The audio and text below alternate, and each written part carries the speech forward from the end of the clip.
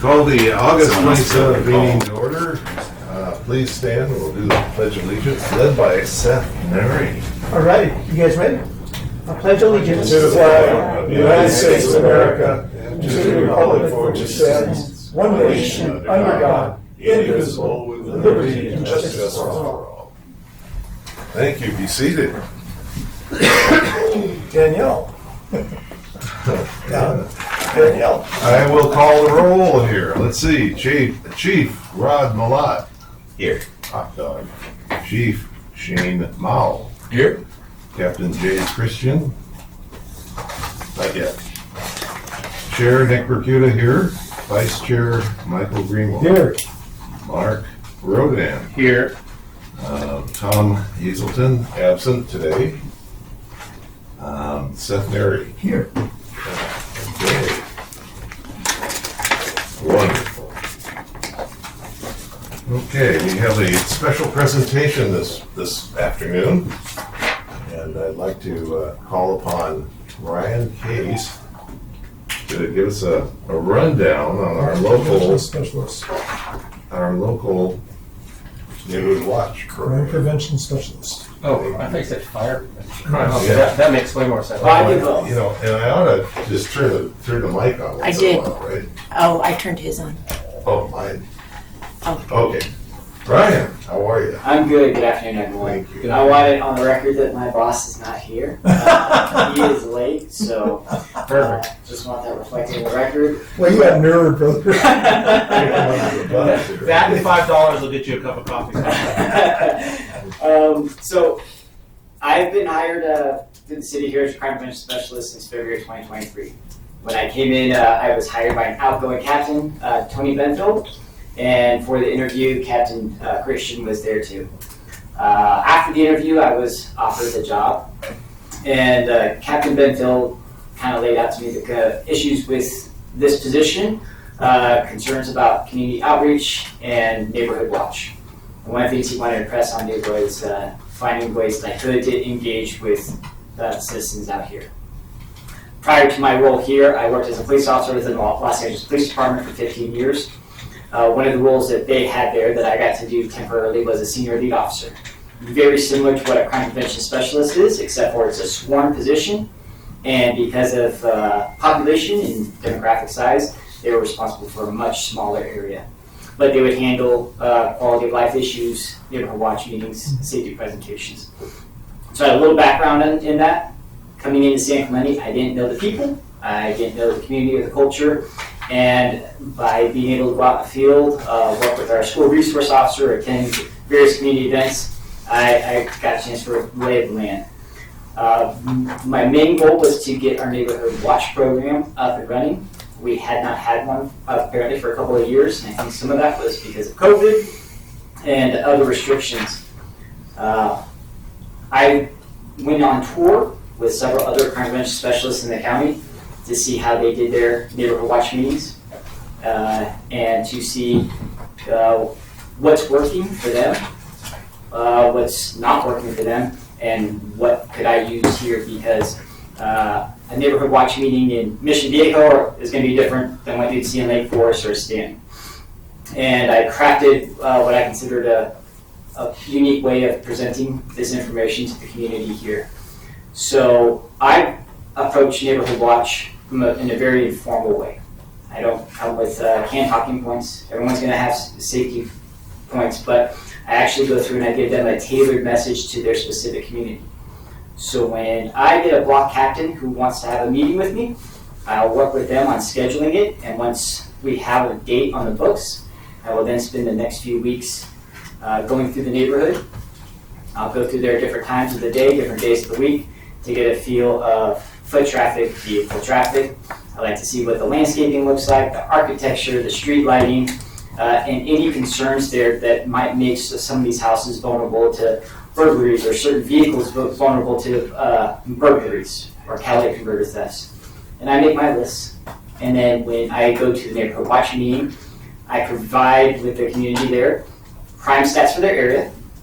And I try and go back about 6 months. I use open source information, crimemapping.com.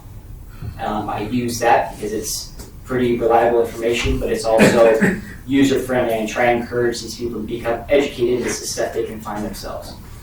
But when I tell them I've been through your neighborhood, and I've been through it several times, that always gets ears perking up because they didn't realize I was there, and they're curious to see what I found. And that's where I lay out certain concerns I have, and I usually break it down into things that are beyond our control. If you live near a freeway, you can't move the freeway. And then there's things like high hedges. There's some things you can do about that, lack of cameras. And we have an open dialogue there. And we try and go through these. At the end of each neighborhood watch presentation, I always offer up doing home assessments, where I'll walk through someone's home and look and see proper camera placement, floodlights, are your door locks, door jambs, are they in good working order? How about your windows? Do you have big sensors? Things like that that's unique for that particular home, just to kind of harden the target. In my time here, we've had over 20 neighborhood watch meetings. We've had over 25 block captains. We have various block captains that are in the stages right now of having a neighborhood watch meeting. We've also had over a dozen safety presentations, ranging from e-bike safety to realtor safety to elderly safety. I've even done women's safety one for a sorority. So when people put in requests for a presentation for me, I don't turn them down. I'll get the material, I'll prepare, and I'll give them a speech. I always try and tell people I want them walking away informed. Because more often than not, when people apply for a neighborhood watch meeting, it's a reactionary thing. It's after someone's been a victim of crime in their neighborhood.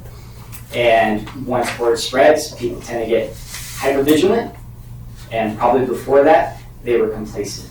So we got two extremes on the spectrum, and I try and get them in the middle and say, I want you educated, I want you aware. And if you don't feel that way, if you walk away from this thinking you need a moat and barbed wire on your property, I didn't do my job. See you after. If you don't feel like I properly educated you, you have questions, I didn't do my job. See me after.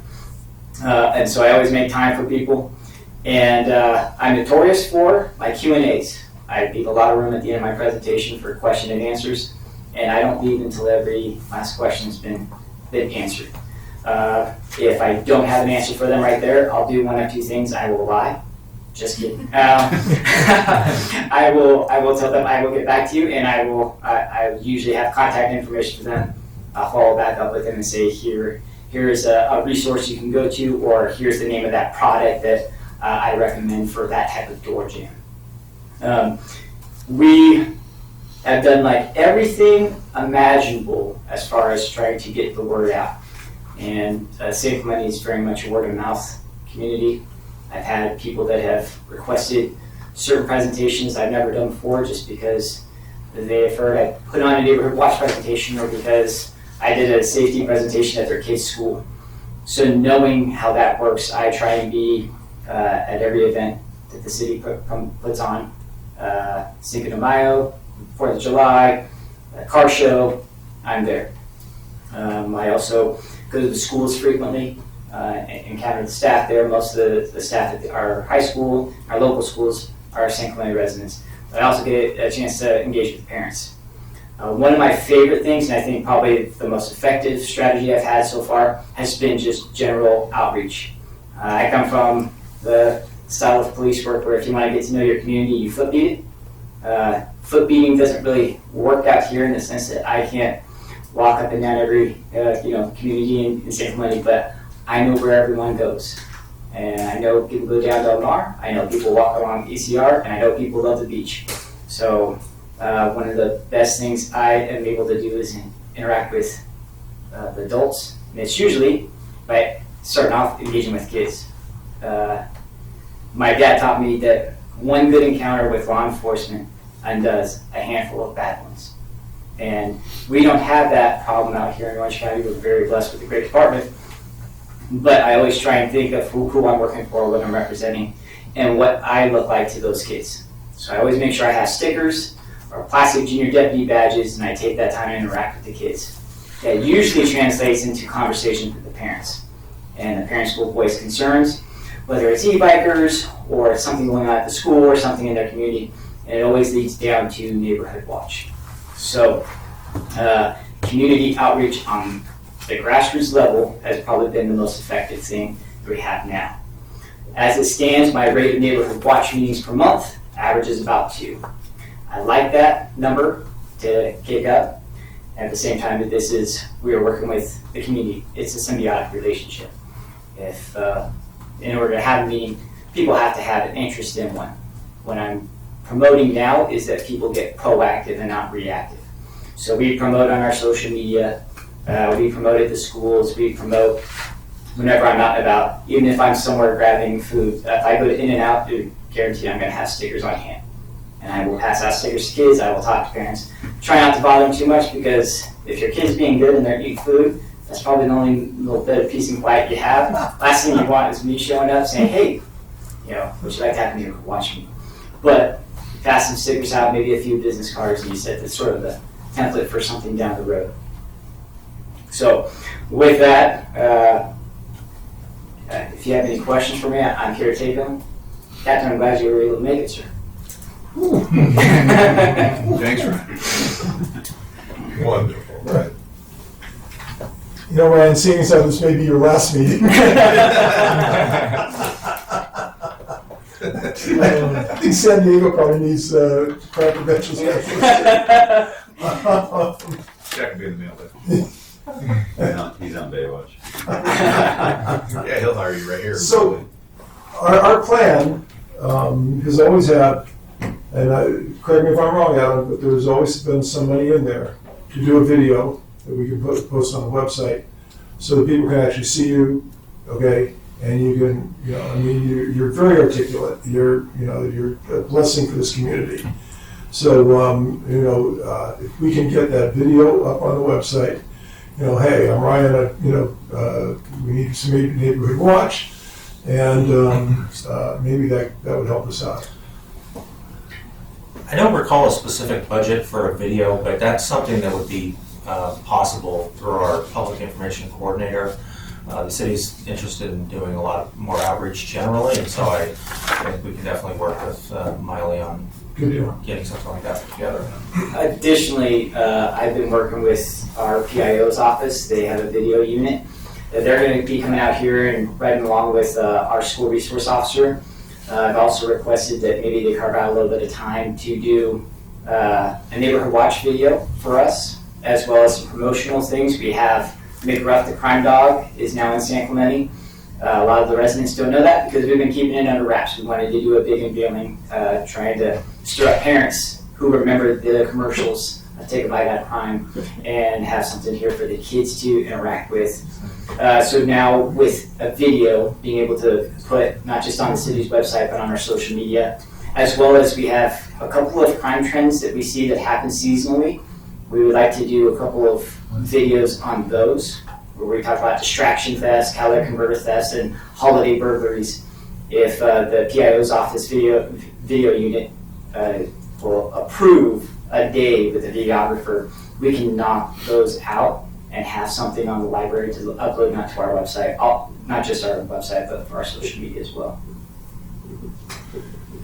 Right, and to add on to that, that's one of our work plan approved by the city council that we're to encourage in the Neighborhood Watch program. And looking at the work plan itself, one of the key elements is a video in that, and to assist in getting that done. It seems there's a $15,000 budget for city staff on here, if you look at the work plan. So between the department and the city,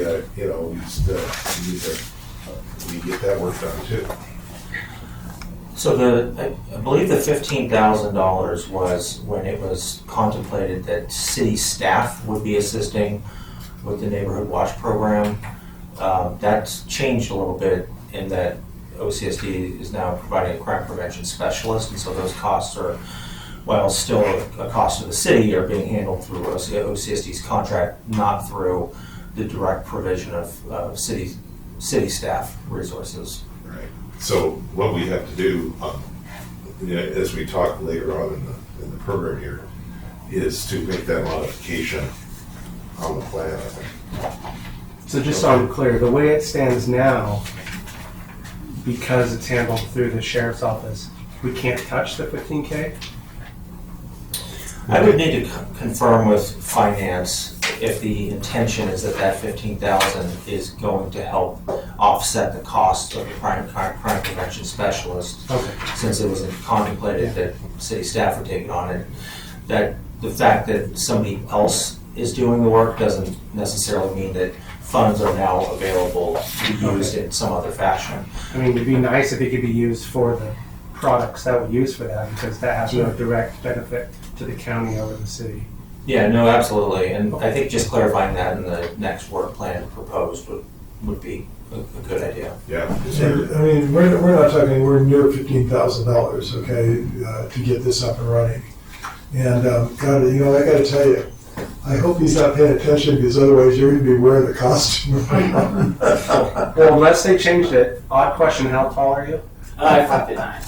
Oh, help a bit. I know, because I volunteered to wear the McGruff suit years ago, and it had you had to be 5'10" or shorter. It actually had it on the label because they wanted to look at certain specs. So you're 5'11" now, right? So one of the things that we did Yeah. before we even ordered the costume was we had to figure out who would we have in the costume, because you don't want to hide this face. So we honestly, we had a discussion, and we have some great patrol deputies that are more than happy to get in the costume and interact with kids. I think we all come from, you know, some form of first responder experience, but in my experience, there are law enforcement guys that have kids, and they're great fathers, and they're great uncles and great brothers, but when they're on the job and they interact with kids, they find it's a hard disconnect. But if you put them in the costume, they can get out because they don't have to talk. And so we actually have some deputies that know that shortcoming, and they say, let me put that costume on, and they are great, phenomenal with the kids. So in the few times we've been able to use it, we've had volunteers, and so we're very fortunate for that. Good. I'm sure there's at least one deputy in the department that used to be a character at Disneyland, I'm sure. Right? I used to work at Disney, and that was something that was asked me. They said, well, what character did you play? And I said, no, It's top secret. I was Minnie Mouse. What do you got? So, Ryan, what do you need from us? Uh, How can we be more beneficial to your program? you know, I've been brainstorming because I know that you all want to support me, and you want to help support the community here and get this Neighborhood Watch program going even further than what we have now. Your support is quite a bit. Word of mouth is quite a bit. I know that when you attend different events, you will ask for flyers, and you'll pass those out, whether it's a paper shredding event or beach cleanup. And so things like that have an impact. The city's website, I think if we could use some tweaks to make it more user-friendly, so that people, if they want to apply, if they can, as well as if we could add something where people can understand, here's the process to having a neighborhood watch meeting. It really is 3 basic steps, and I can provide that information to the city. Additionally, at some point, me being the greedy man that I am, I would like to have my budget, which is probably not this form for it, but my budget extended a little bit for the community outreach things, the stickers, the hats, the giveaways, just because we do go through those pretty fast, whether it's at school drop-offs, or it's a career day, or the Girl Scouts come and do a tour of our station. We have these things, but all of them cost money, and I always allocate my budgets best as I can, but I always know coming up towards the end of the year, I'm gonna run short and I have to make this, last.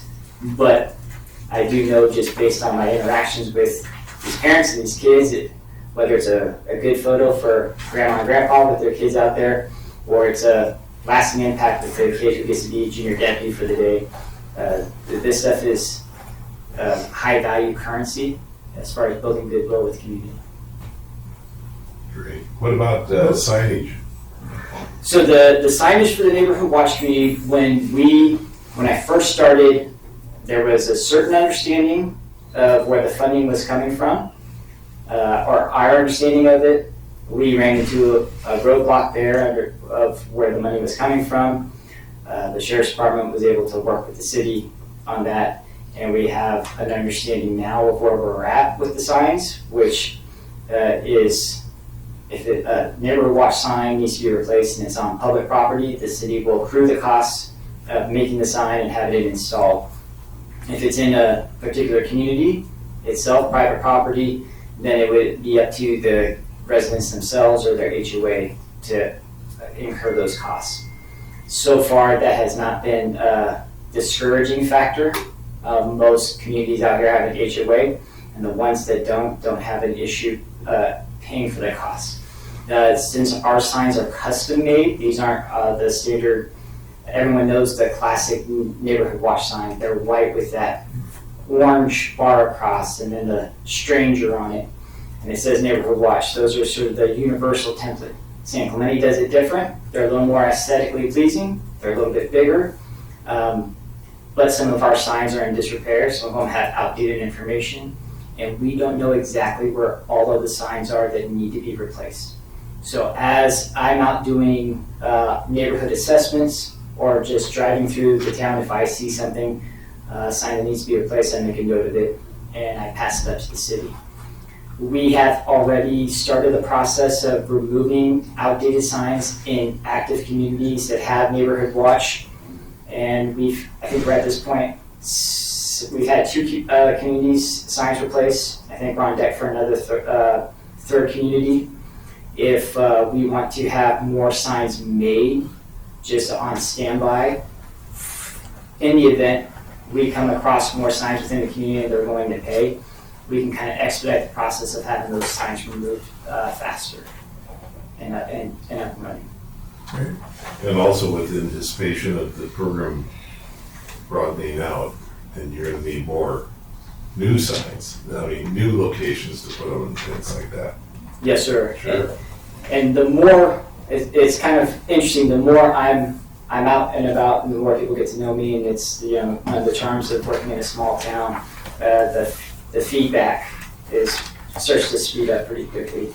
And so my hope is that as people start to learn more about me and my role here and the things that I'm able to do here for the residents, that it encourages them more to reach out. In the last 24 hours, I've actually had 4 emails for unique requests that I've never had before, ranging from an interview to meeting with certain members in the community to meeting with moms of Talega and their 25 2-year-olds to do an officer-friendly event.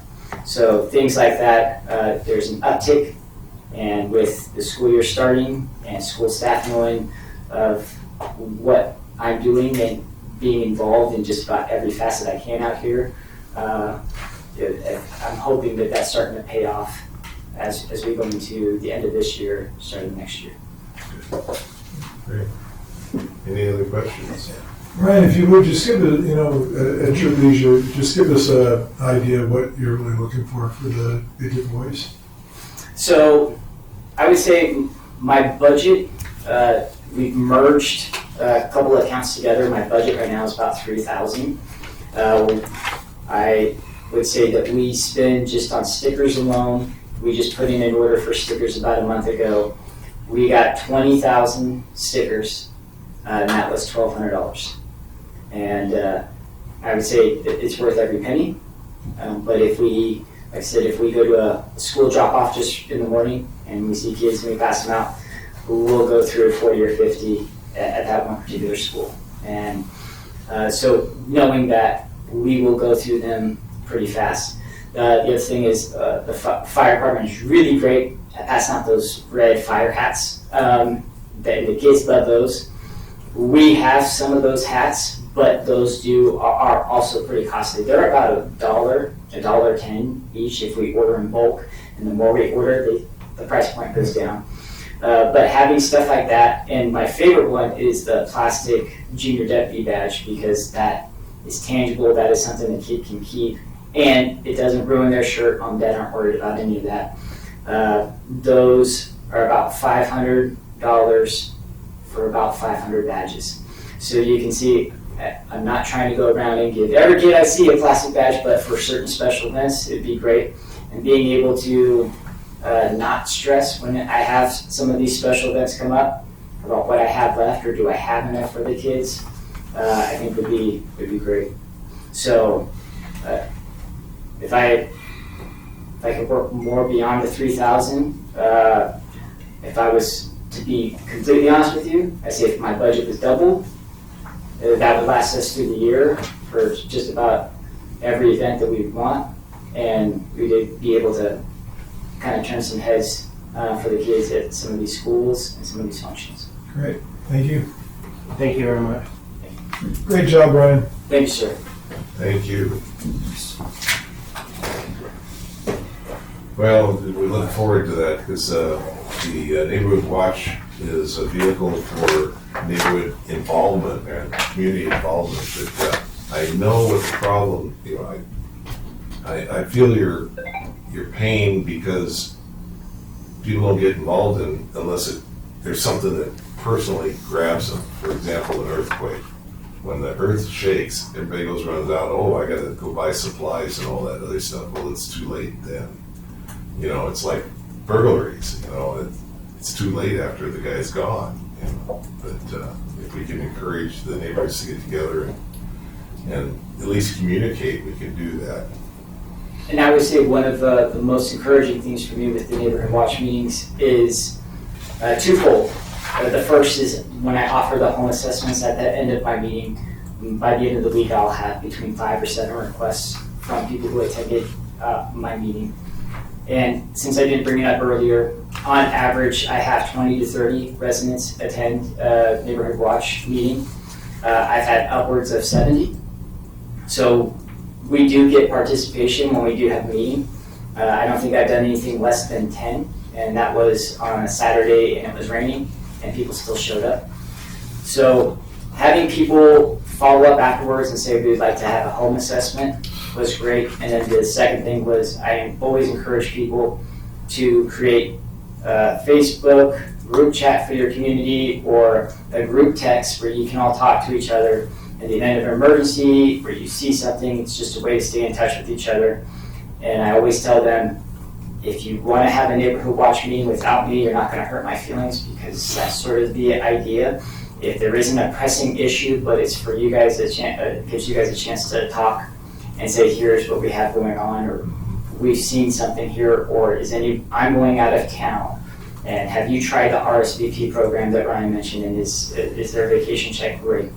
And so I do have that. I do have block captains that are continuing Neighborhood Watch meetings, and the communities are sticking together. So the fact that those seeds have been planted and they're growing, I don't get to participate maybe, but we know that the program itself is working as is designed, which is the community working within itself. And then if they need something, if something does come up, they reach out to us. Super. Thank you. Thank you, sir. Thanks. Thank you, sir. All right, next up on the agenda is approval of minutes. We've got 2 months worth of minutes to approve. We'll work on June 25th meeting. I make a motion to approve. Second. Third. Okay, all right, all in favor? Aye. Good. Now, I have a question for Adam on the minutes for July 23rd. I was not there. Can I vote on that? If you reviewed the audio file after the meeting, yes, you can. Oh, okay, because I hate to sign something that, that I wasn't there for, type thing, so, it's okay? Yeah. All right. All right, so let's work on, Move to approve. a motion to approve. I wasn't here, I'm not going to. There's only one person that can second it. Seth, second. And then all of you here. Okay, you guys are good? Yes. All right. Let's go for it. 4-0. All right. I abstain. You abstained? Abstain. Oh, Yeah, good. you didn't listen to him? Okay. Yeah. Okay. All right, oral and written communication. I see a face way back. Would you like to make any comments at all? I would. come on up, please. Introduce yourself and tell us what's on your mind. I didn't see any cards back there. That's why I didn't. I see. That's why I didn't put anything in. Yeah, I'm Lois McNichol, Oh, and I've been living in San Clemente for 6 years, and I love the city. It's my forever home. One thing that I noticed, I mean, the neighborhood watch is great, and the presentation that I didn't even realize that we had that particular position, and it's being filled by somebody that is very positive, so that's fantastic. But the only other thing that I was going to ask, and it's about the fact that, you know, we no longer have Martin v. Boise, and we do have more people that are going to be out there and enforcing the law. But one thing that I did see, and it stuck with me because, yes, I only saw it one time, but I never expected to see it here, is a drug handoff in the middle of the street. And, I mean, it's on Mariposa, so it's not like, you know, in some really derelict section of the town, or even in a shadowy area. This was right in the middle of the street. A car slowed down and stopped. Some guy walked up, and they did a little drug handoff in the middle of the street, and then he just drove off again. And I went, okay, I've never seen that before. Now, I realize that some of our laws have changed, so maybe I'm thinking I was wondering if the neighborhood watch had ever brought that up to this person that is now filling that position, and what they could do about that. That was my comment. gotcha. Thank you. Thank you. All right. Okay, review and recommendations. Let's see, Sheriff's Department performance measures. Okay, if we can draw those out. Take a look at those. Jay? Good afternoon. Yeah, you guys have the sheet in front of you, so it looks like we're reviewing Q3, which is January, February, March. Nick, I know we talked about this yesterday on the phone. We'll bring some of that up when we get there. So, yeah, looking at the 3 months, looks like a total number of calls for service. Pretty close, consistent across the board. A little dip in February. Number of priority calls seems pretty consistent across the quarter. Collisions started off at 26, 22, and then down to 13 in March. Group A crimes, you see 234 in January, and then the following months, 160 and 187. Obviously, the population is consistent across the board. And then you get into the Group A crimes measured by the number of occurrences per 1,000. This is what we talked about yesterday, committed during the calendar year. That probably should be corrected because we're not reporting per year, but per this reported time, which is the quarter, right? You get 3.5 for January, 2.4 for February, and 2.8 for March. And then we also caught a little snafu there, adding the quarters up. It came to 8.8, which is incorrect. It should be averaged out, which would have been 2.9 over the 3 months. Moving down the next column, incidents. You see the number of use of force incidents, 4 for the quarter, arrests 159. Parking citations, moving violations. You have 1422 of the parking citations, 820 moving violations, and then you get down to the breakdown of Group A and Group B. Again, you have the rise in January we already discussed, and then the drop off in February and March. The next section, under effectiveness, you can compare it to the last year's Group A crimes during the same time period, and you'll see that in January, there appears to be a spike this year as opposed to last year of 46%.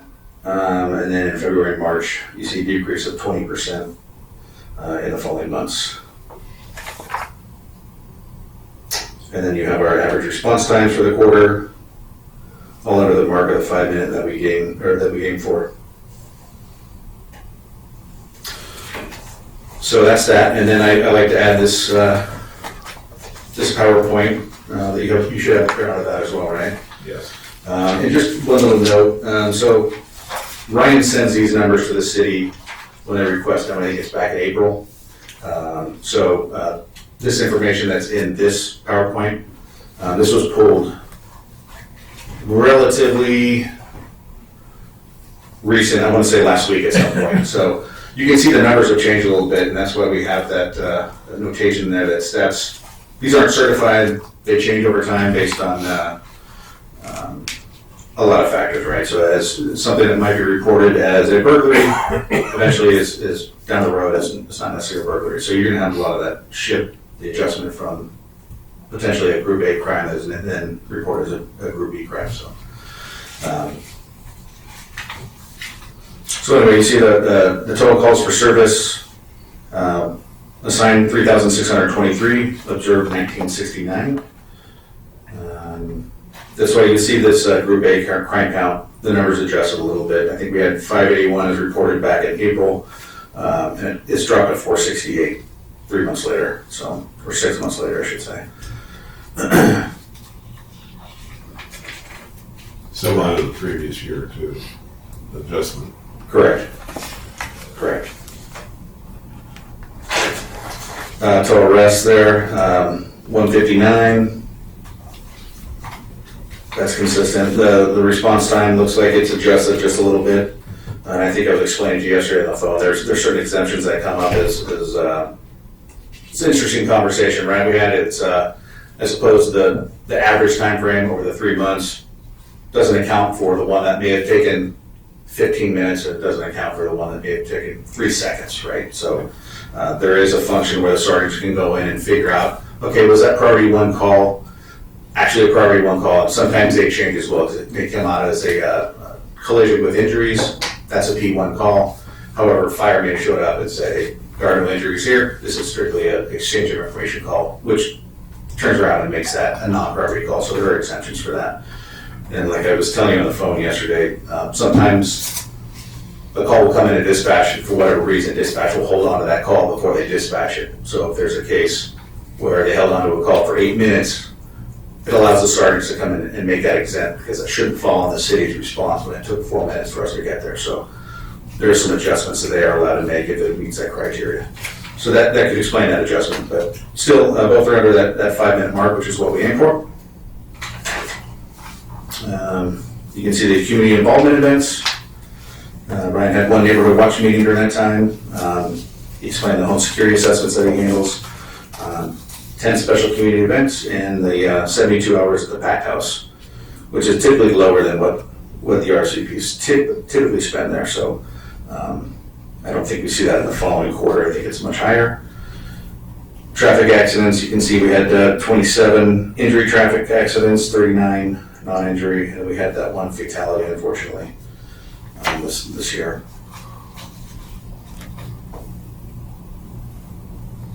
And also, you'll see a discrepancy in the parking citations on this as well. So Jared actually, my administrative sergeant, pulls the parking citations. He collects the ones from the RSVPs as well. So those aren't included in these turbo data states. So it's much higher in this presentation of 1,700 as opposed to the 1,400 reported in April.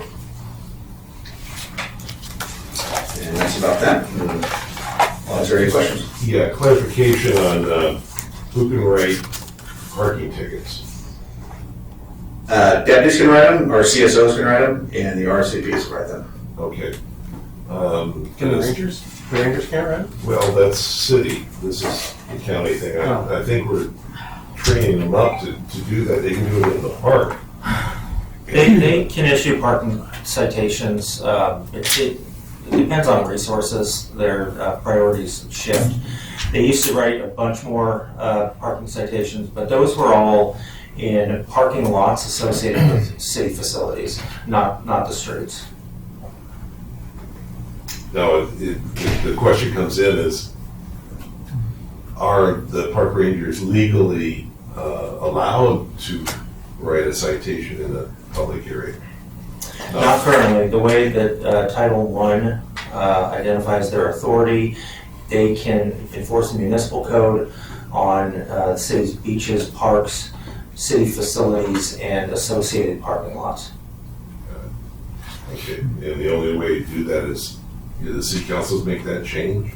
The city council would have to make that change, and it would also have to designate in Title 10 that more than just the police services division of the city handled by OCSD has enforcement authority in the public right of way. Right.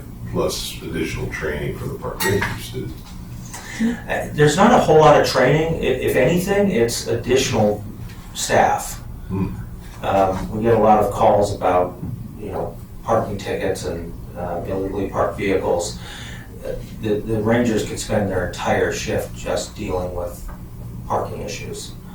So to manage expectations, I would say our existing staff does not have the resources to do public right-of-way parking enforcement. I agree with the idea of not having it be part of their assigned duties, but I think having them up to speed in times where they would need to do one, because sometimes it just comes up, you know what, the best solution is for me to put a parking ticket on this. I mean, I don't think it's going to take much. I mean, I don't think that I was never trained how to write a parking ticket, and I've probably written thousands of them. So it's not. Yeah, I'm sure we could. Again, I don't want it to be part of their dispatchable duties, but I would like them to be able to do it if they need arose.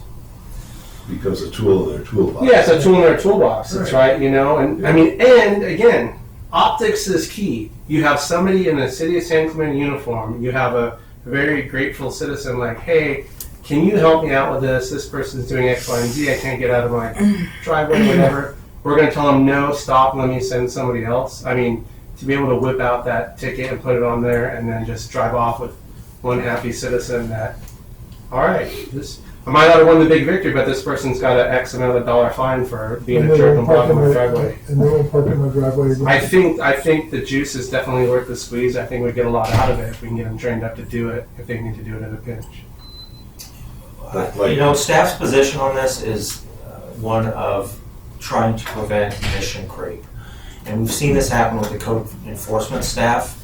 Every year something additional enforcement gets piled until they're regulating so many things that every time an issue pops up, they have to go read the book on how to do it. There's a point in time when it's better to have specific people handle things. And one thing I'll say for the deputies is they are responsive on these types of parking issues. No, I agree. I agree with everything you said.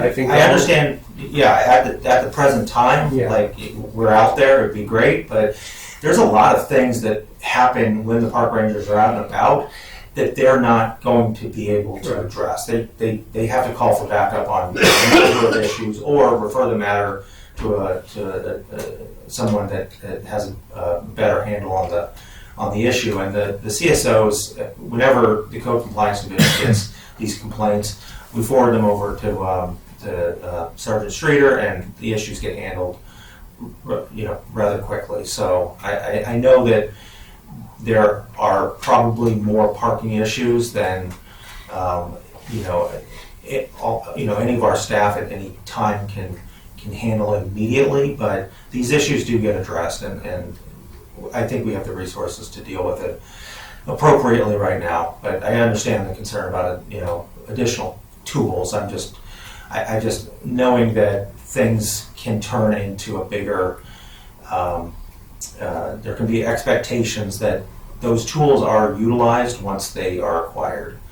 I want to be respectful and understand that the park rangers have a number of things that they need to deal with, and their plate is absolutely full as it is. Fair enough. All right, we can table that until there's a. I don't think there's much to table. It's not. Well, there's a lot of staff work involved in it. You have to change these titles and stuff. And that takes months, right?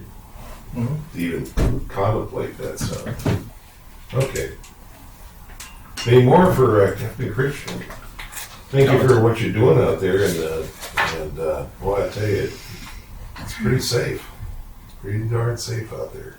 Now we just have to, then we'll be dealing with the e-bike situations and stuff. Now, I got a question on, relates to your reports on this. The grand jury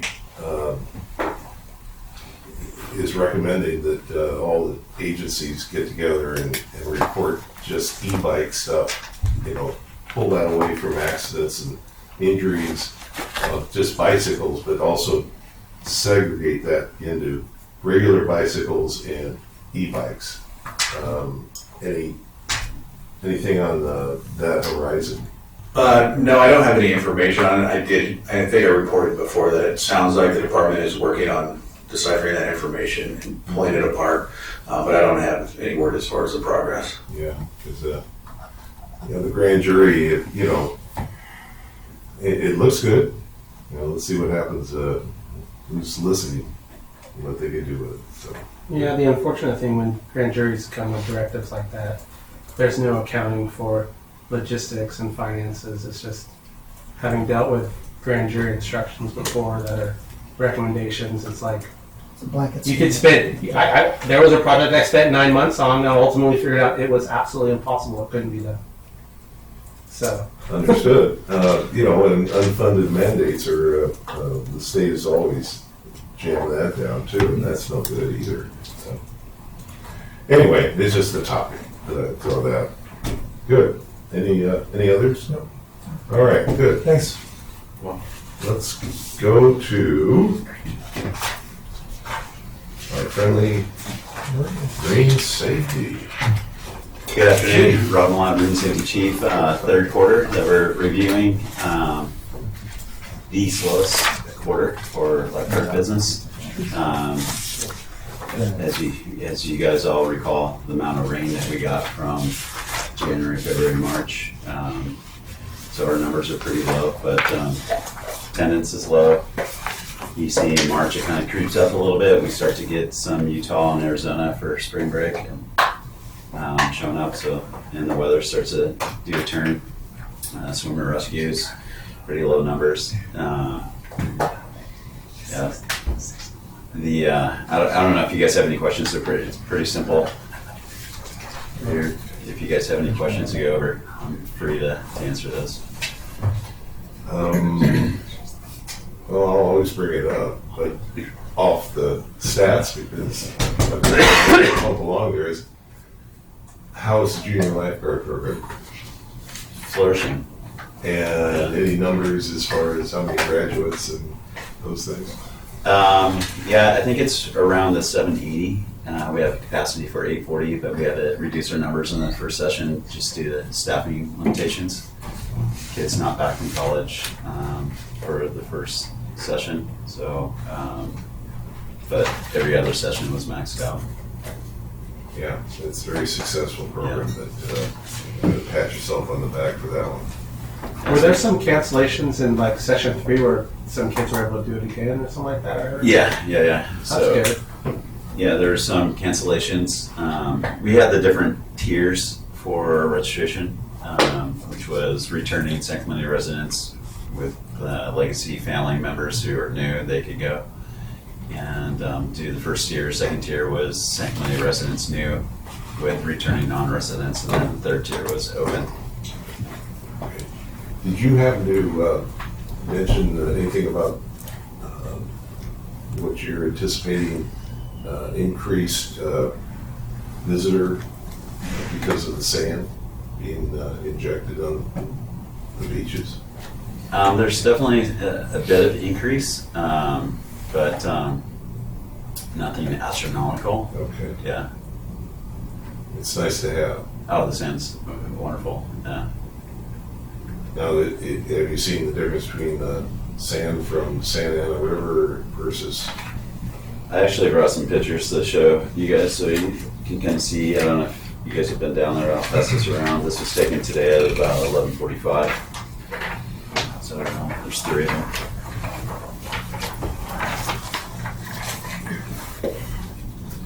I think no matter what, people. I overheard a guy the other day whining that it wasn't the same color, and I'm like, It's clean sand. I go, it probably hasn't seen the sun in a few millennia. I mean, give it some time to even out. Yeah, that project started July 31st, so North Beach is closed from Vihé to the north end of North Beach from Monday that's gonna look through Thursday and open Friday through Sunday. That's a Coastal Commission requirement. As of August 22nd, they've done 1,042 truckloads, 10,420 cubic yards have been delivered so far out of the 30,000. Here you go. Here. This is the before and this is the after. Got it. None of those are before and after. Those are just different views of of what it looks like right now. These are the before pictures. This is the after. The after. The after pictures. So we shoot.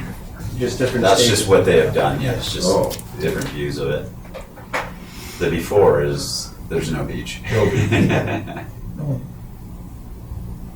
The Logistically, which way do you feel works better for us as a city? Not that we have much say in it, but is the trucking aspect versus the rig off the coast? Well, they can do a lot more with the dredge pipe quicker, and but I mean it works for North Beach. It's how it's been done the two other times.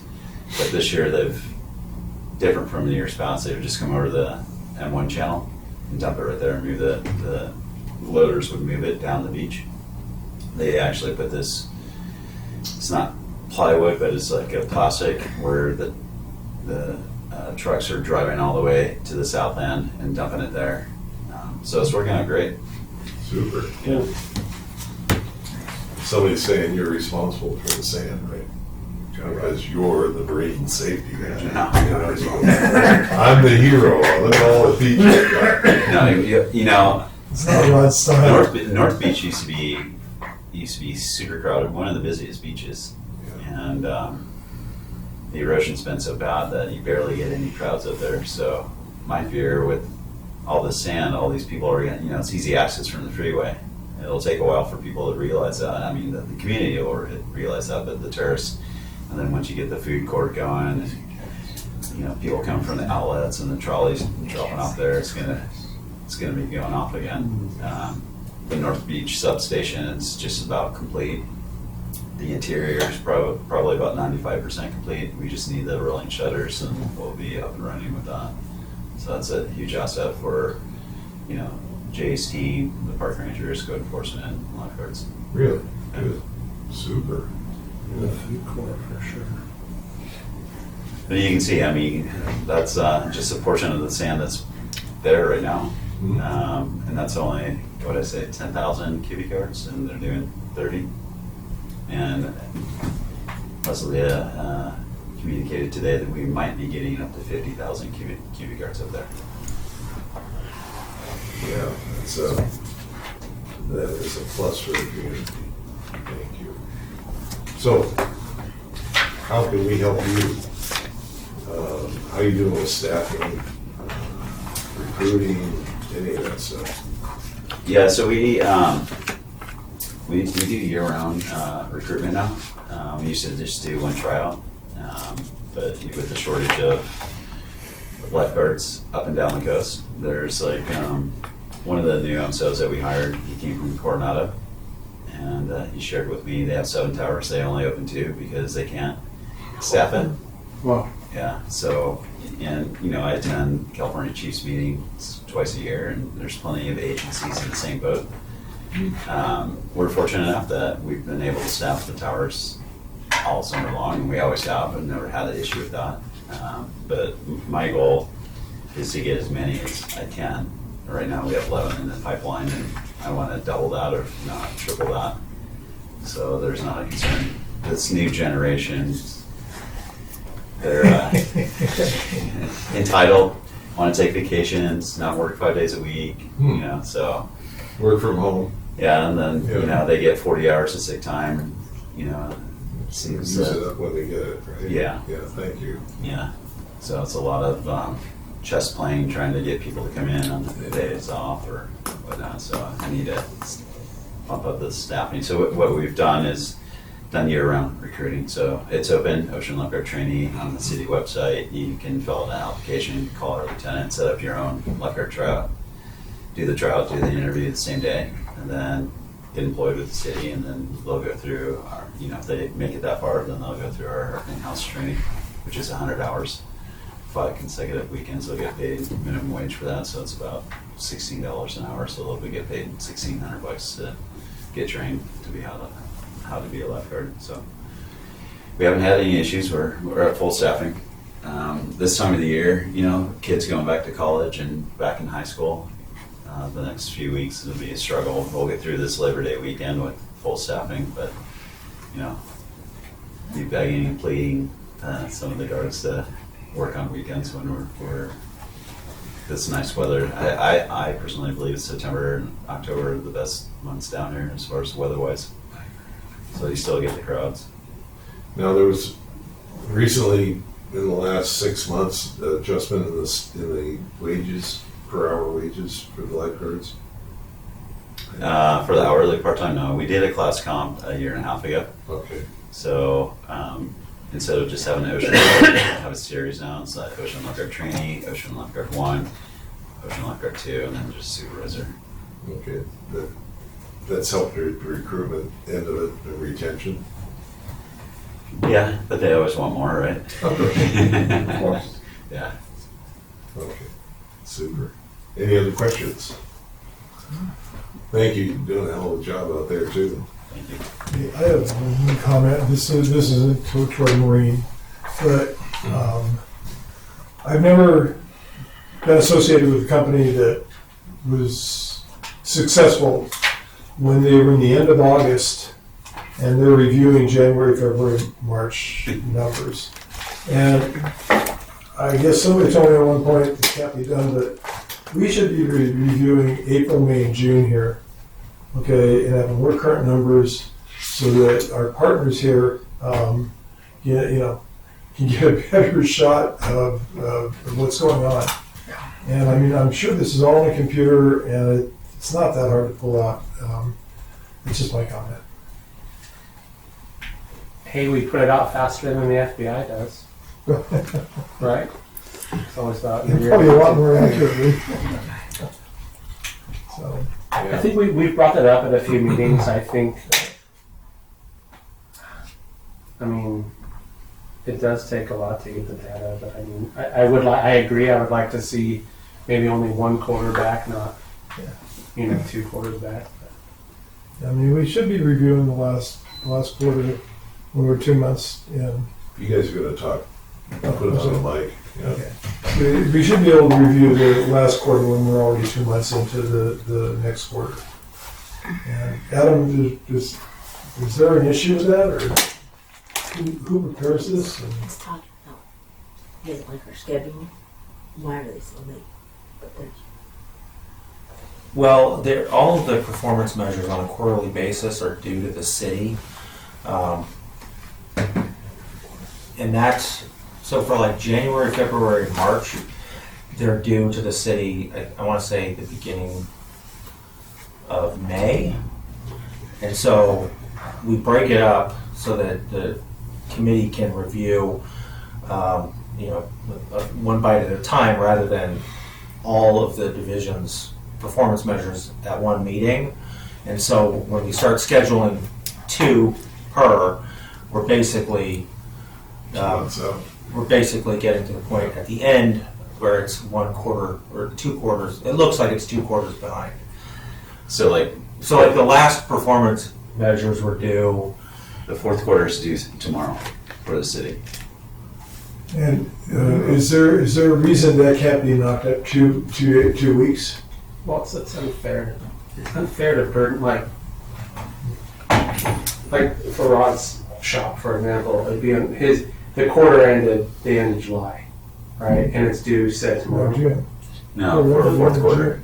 End of June. So The end of June, April, right? May, June. And they gave you- It's due tomorrow. Okay, so July, August. So they give them 2 months. I mean, do we really only want to give them a month to get everything together with everything else he has to do? Well, the beauty of computers is it has instant access. And Yeah, but I mean, he's got a lot of moving parts. Just, No, I would trust me. I'd love to be able to just have it instantly. I mean, but I this just don't isn't think. instantly, I'm asking 2 months. But there's a delay, right? So he has to submit. He has, like, say he probably already has it in, but say it's due tomorrow. Then they have to work on it with the city before it gets to something that they can hand us. What they get from the entity isn't ready automatically for us to look at. They have to go over it. Different committees and stuff have to go over it, correct? No, everybody has 2 months to submit their performance measures. And this is all divisions that report in the city. So it's more than just public safety. Like every single division, finance reports performance measures.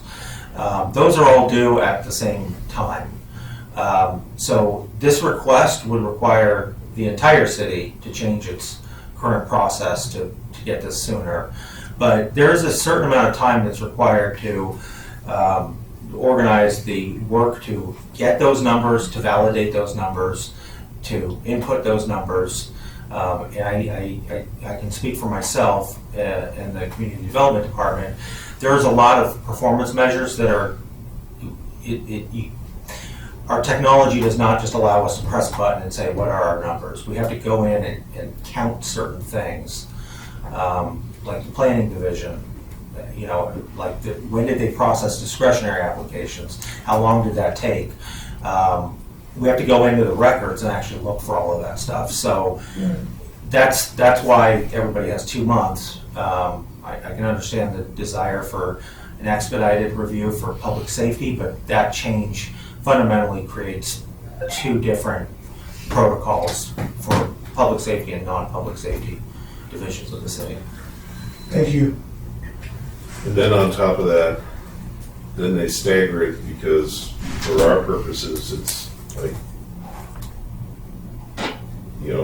here you got the sheriff's department and green safety, and then the next one would be fire department and code enforcement. So they stagger them out, that delays it too. So yeah, We'll be 4 months behind. that's all. Scary stuff. Okay, new business. First thing is nomination and selection of the committee chair and vice chair. Annually with the first meeting, since we didn't have really much of a turnout, I was out, so. Well, anyway, I'd like to nominate Nick Perkins for chair of the Public Safety Committee for the next year. I second it. oh my God. I concur. All those in favor? Can you say all those in favor because it's for you? Well, Vice Chair Tim, all in favor? I nominate Mike Greenwald as the assistant chair, the vice chair. vice chair, the guy that helps the chair from floating away. And I second that. Yeah, I agree All with those that. in favor? Yeah. Sorry. Yeah, all in favor. Aye. Okay, got that taken care of. Look at that. All right, now we're into the work plan. If you, in our packet, we've got the work plans. In fact, in the back, there are, I feel like we just did this. well, we gotta review these things. There is an additional one that has been suggested, Where's that one? and the topic is park rangers.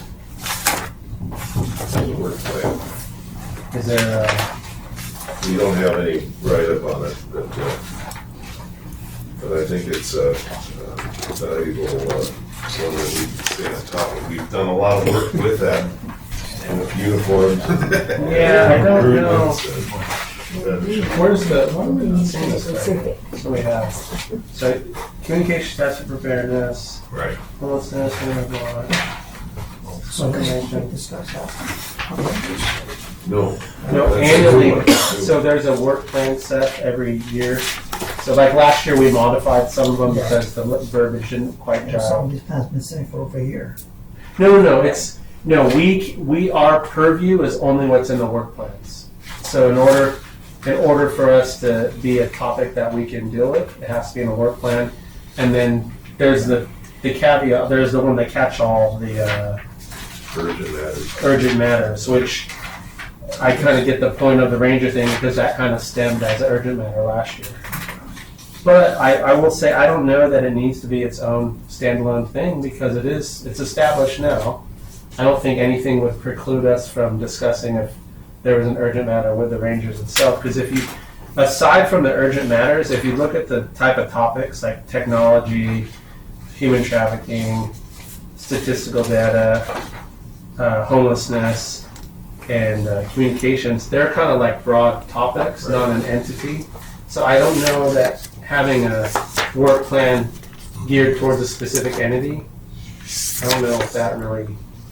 Does that jive with the scope of this? Yeah, it's like having a work plan, the sheriff's.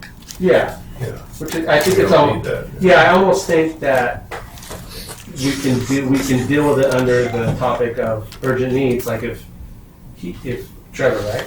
If Trevor came in and say, hey, this is what's been going on, it's like something that we weren't aware of. Well, I mean, if we deem it to be urgent, I don't think anybody's going to prevent us from moving on it. But if on the other hand, it's a nice vehicle to, stay on top of that, asking for this, stats on its own part, because the code enforcement does that, doing with the park rangers. And what was our current staffing for park rangers? I'm not aware of this. I don't know, Adam, what's our staffing on the park ranger program? We got one supervisor. I think it's supervisor, 4 full-time. 4 full-time, so Two 5. full-time. Well, then we have a bunch of part-timers. Whole too. bunch of part-time, Three Yeah, full-time. so there's 3 full-time, the rest are part-time, 1 supervisor. How many part-times does that? And do you have a count on, a feel on how many part-time? We have 1 vacancy, that's Okay, a but- full-time, that we're, How many allotted, approved for, how many part-time positions are available? I mean, you got one vacant. it depends on the number of hours and the pay for those part-time. The part-time is, it's easier to look at as a pot of money Oh, rather than a designated position. So if we had, say, 6 or 4 that were working 30 hours a week, we could accommodate that, or 5 that are working 20 hours a week. It would be something like that. So that number can fluctuate depending on the part-timer's availability and the whether they're a park ranger 1 or 2, because there's a pay difference between the 2. And you said the vacancy is 1 full-time vacancy, correct? Yeah, and that's currently in the recruitment process right now. that's good.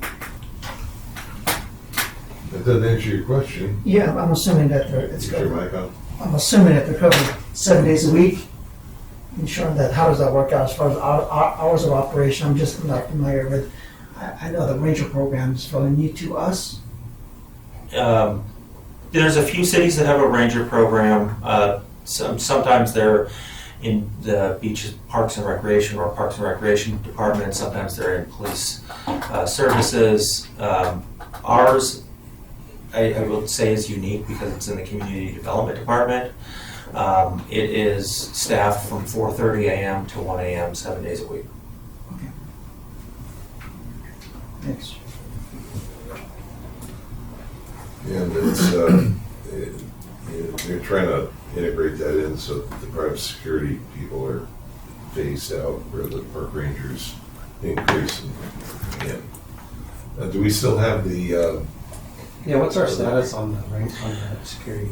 The security was phased out in May, Good. and the park rangers, we did increase the part-time staff to cover some of their patrol areas.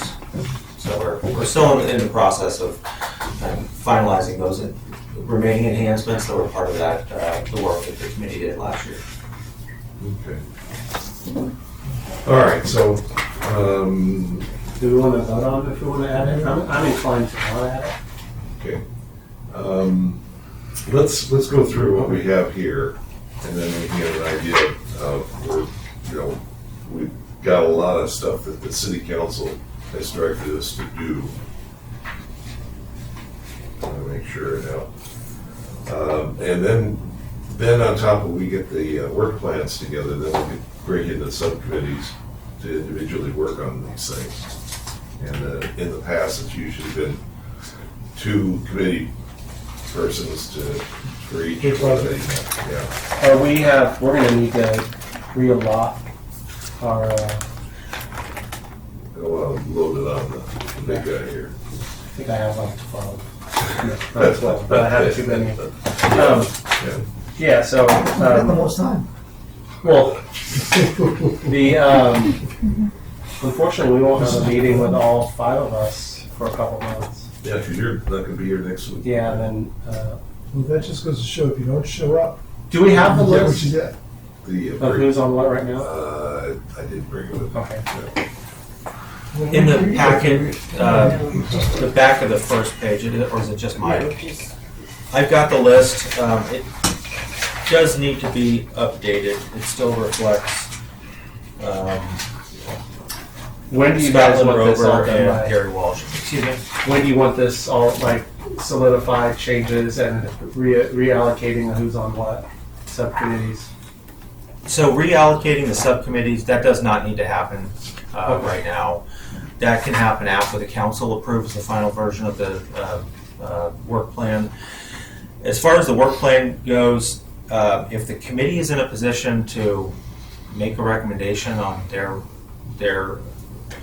work plan for council consideration at this meeting, we can facilitate Okay. that conversation. Otherwise, hopefully we can finalize as much as possible at this meeting, and then at the next meeting, bring back any new projects, vote on them there, so that we can get it to a council meeting in October. Yeah. So at least we can do some of the work on here. I've got some for the neighborhood watch, so. Okay. Well, don't keep it a secret. I don't know whether he wants to go in order here or what. Well, let's go in order right now. I think that might facilitate that, and then it gets into the unfinished business anyway, so. Let's see, the communications disaster preparedness. Basically, that's nearly all of these are when we first started this committee 4 years plus ago. These were, what you're looking at are pretty much the same, and it carries over because they are, as Mark said, broad-based and all. And there's a lot that we can go with this stuff too. And occasionally we'll drop one and we'll pick up one, depending on how the committee feels on that, and the city council too, because the city council authorizes us to do this stuff. So I don't see any changes necessarily on communications disaster preparedness. No, I'd say the only issue is how we have the deliverable defined. I don't think I got as much into this one last year because I wasn't part of it. But it alludes that we have an ongoing project, Right. and that's not the case. So it says at the conclusion of this project, Public Safety Committee report its findings. We don't really have a project that we're reporting on. I mean, I know we've been trying to get the alarm system. I'm calling it the wrong thing. The system that we went and viewed in Laguna Beach. Oh, the Saturday thing. Yeah, that would, Oh, that's one. that would fall under this, right? This. And there's supposed to be a disaster preparedness person, right? Right. That still hasn't happened yet, but that's not a project for us. No. So I think, I don't know how this deliverable makes any sense for what we do, because we don't have any projects that we're reporting on. We're not doing anything. What about the food storage? That's part of this stuff too. Yeah, that is a deliverable. Right, and that's pretty well accomplished, and now it's up to the city to maintain a relationship, and I've talked to them today about it. So on that one, you did report the findings.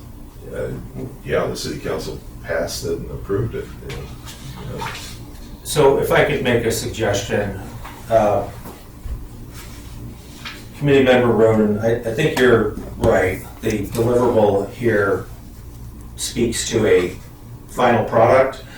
That's not really how this project has gone, and I'll give you a couple updates on the city's communications and disaster preparedness because it seems appropriate here. But I think ultimately this project is more about providing general oversight and guidance to the city staff in our emergency preparedness, emergency management services. So we've recently embarked on an update to our local hazard mitigation plan. This is a required disaster preparedness plan related to natural and man-made hazards. It provides a mechanism for us to get reimbursement funding from FEMA and Cal OES to deal with some hazards, and it also allows us to identify projects that we can, the mitigation projects that we can kind of bake into the plan and make it easier for us to get grant funding to accomplish those in the future. So I'm overseeing that project. There's a large internal stakeholder group, and then there's some external stakeholders from other, I'll say, nonprofits, community resources, and other partner agencies. And that typically would fall under the emergency management umbrella. Since we don't have an emergency manager or coordinator position right now, I'm spearheading that effort with some public works staff and some other community development department staff. That's one part of this. We will provide updates on that process to the committee as it gets moving through the process. Right now, we're on a relatively expedited timeline to try to get that project done as far as being ready to submit to Cal OES and FEMA by the end of this year. But that would be something that the committee would want a report on to see how that's going. That's an absolutely vital document that we need to have for emergency management. From there, we will then be working on updating our emergency operations plan, incident action plans, continuity of governance plans. Like there's a bit of work that we need to do in emergency management. All that's to say that at the same time, we are finalizing the plan for the emergency management coordinator position. Whether that's going, we're still debating on kind of what that position's ultimate function is going to be, where they'll be located in the city, things like that. But we anticipate having that going in the next month or so. While all of that's going on, we are in the process of updating our EOC, our Emergency Operations Center. We've got a few things on that. We've got some training and some exercises that we are getting staff going on, getting certificates that they might need for that. So there's a lot of work going on with that right now.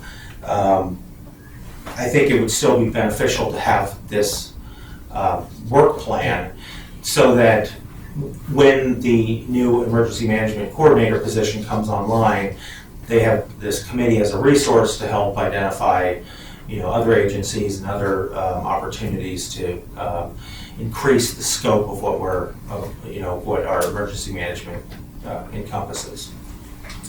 No. I'm sorry. Okay, so I'm not clear who's the kingpin on emergency management for the city right now, besides the city manager. So Andy would be the identified director of emergency services should there be an event. As far as the updating of the EOC, the overseeing the local hazard mitigation plan, overseeing the existing contract with Jacob Green and Associates to deal with the RACES group, I'm handling all of that. Okay, that's what I need to know. Yeah. Because I know, on the chart, it's Dave in Public Works, but he's swamped with Public Works and utilities. I mean, Yeah. so we'll swamp you, right? Well, for the task at hand with regards to the workflow, can we keep everything the same except, let me read it once, and if these guys agree on it, then we'll have it changed to the verbiage. Just the deliverable, as opposed to how it reads now, let's change it to, at the conclusion of related projects or studies, the Public Safety Committee will report related findings or recommendations to the City Council for further action. Does that sound good to you guys? That's Weasel worded. All right, do you want me to reread that? Or is it recorded? You're good, okay. Thank you. All right, next one. Okay. And we're good there. Yeah, we can. Okay. Just one note, on all of these, staff will update the dates Yes. so that they're consistent with the next year. Okay. Next one is homelessness and best management practices. So we redid this one last year. I would say for this, let's align the deliverable verbiage from the last one. I don't think any of the goals or anything we did, this was one of the ones we changed the most last year. Right. So we should keep it on, Yes, for sure. and we'll change the dates also on these. Neighborhood watch, Mike?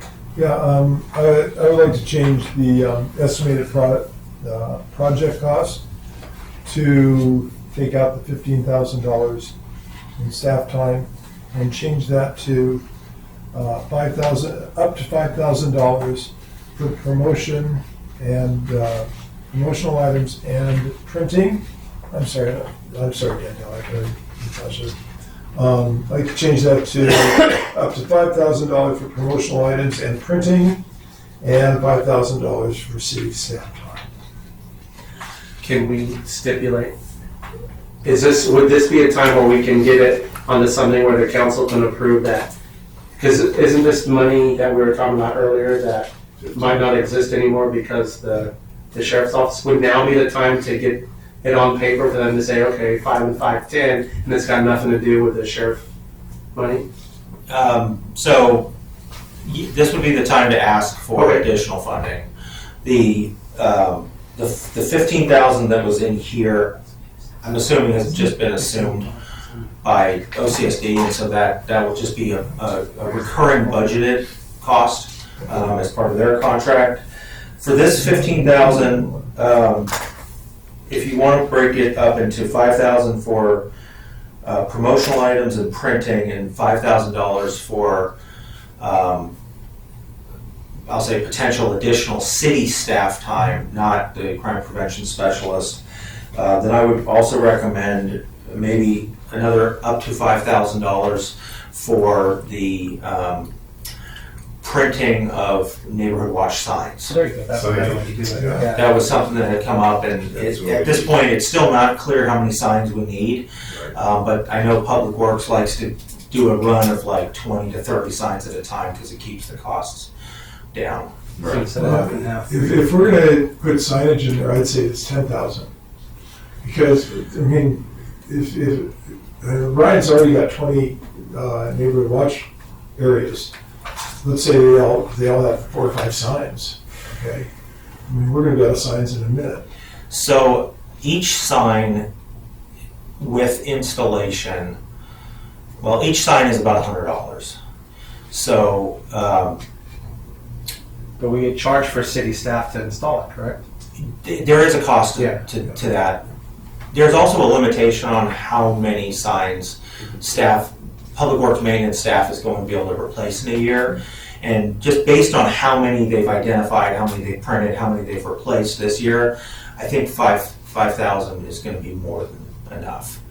When I talked to them, they said a budget of 3,000 would be plenty for the annual need for For replacement of installation. signs. No, that was including the cost of the signs. Okay, so 5, 5, and 5. Yeah. Okay. I And, would make that motion. and the date changes on top of that. Right. Okay. And the verbiage on deliverables. I think Right. we need the verbiage on the deliverables has to change on all of them because the way they're written now, it's like there's an active project that doesn't exist. Well, this actually is an active project. No, but if you make it generic how I had to change it, you can have multiple projects, you're only reporting on one thing. Okay. All right, so that would be included in the motion. So $5,000 for promotional items and printing, $5,000 for city staff time, $5,000 for neighborhood watch signs, and include the same verbiage on deliverables. All right. Sounds good. Make that motion. Yeah, This- my motion. Anybody make a second? I second it. Okay, all in favor? Aye. Aye. 4-0. All right, on to the next one, stat information review. It's kind of straightforward. Deliverables, let's see, at the conclusion of the project there. Well, it's an ongoing item anyway, so.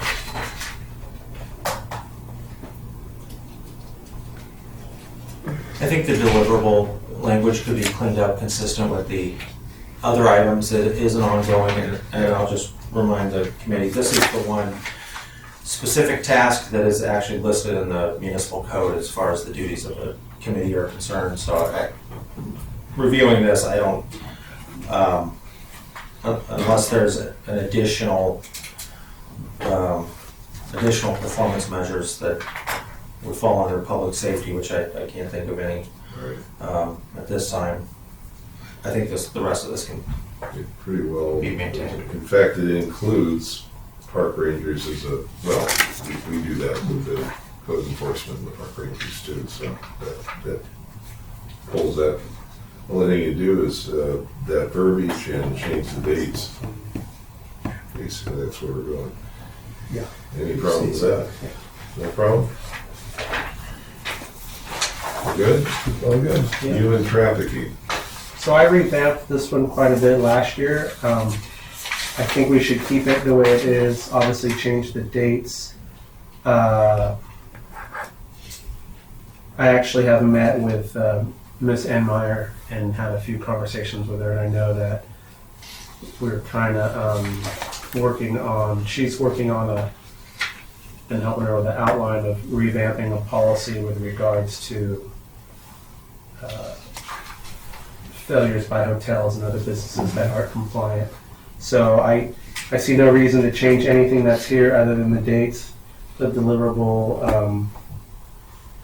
the way the deliverable, we revamped this deliverable last year, so I think we just keep it exactly how it is, just change the dates, and then hopefully we can get some traction. Unfortunately, and I hate to say this, I think this might need to be something that we need to next year. We'll see how this year goes. Next year, we might want to consider taking it off of its own thing, unfortunately, and making it more of a review for urgent matters, because the state of affairs with the state of California, the way that they have geared a lot of these laws and a lot of the stuff, that action that can be taken, like a lot of the stuff with the sheriff's offices, the DA's, they've all been hamstrung anyway.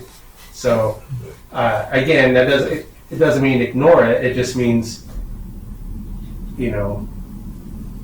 dedicating a whole section of it to it when all the powers that be have told us that there's nothing you can do about it.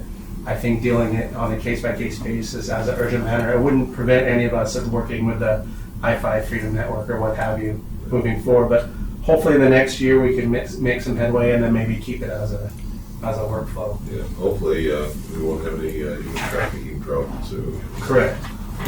Well, and also be able to keep some monies available if we ever do get around to doing the recognition awards and stuff for the hotels and businesses.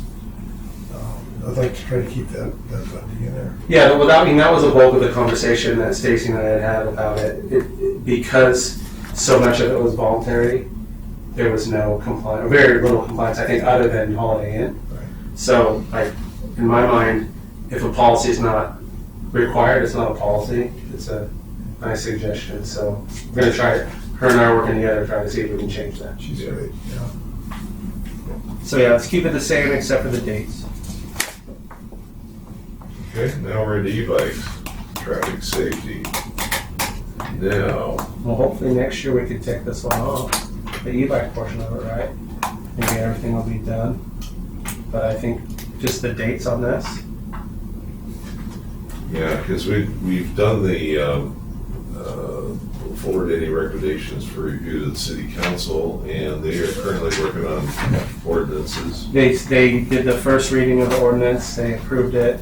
I've been informed that somebody You might pointed out. wanna- sure, like, I've been informed that there were a couple of things that got pointed out that are gonna probably get readdressed on the second reading, and hopefully we'll have a policy that, addresses the most important portions of it, and we can go from there. I think, we made the LA Times with the whole holding parents liable. I mean, I think that shocked quite a few people in a good way. I think parents are gonna be like, oh, you mean I can't just send my kid out there in this 25-mile-an-hour rocket and not be liable for any damage they cause? So I think that's going to change some mindset out there. Or at least ruffle some feathers. I think there's a couple of things that I can point out is thank you, Mark, for penning of that. Good job. And number two, the city council did 5-0 on the first reading, which is, I was expecting some pushback, and there was absolutely none that I could see. And Danielle did a great presentation on it too. Thank you. Yeah. So, anything more that we need to do on that as far as the city council on the new regulations and things? Other than to help them, I think it's up to the committee on this one. This was one of those items that was really directed from the council to the committee.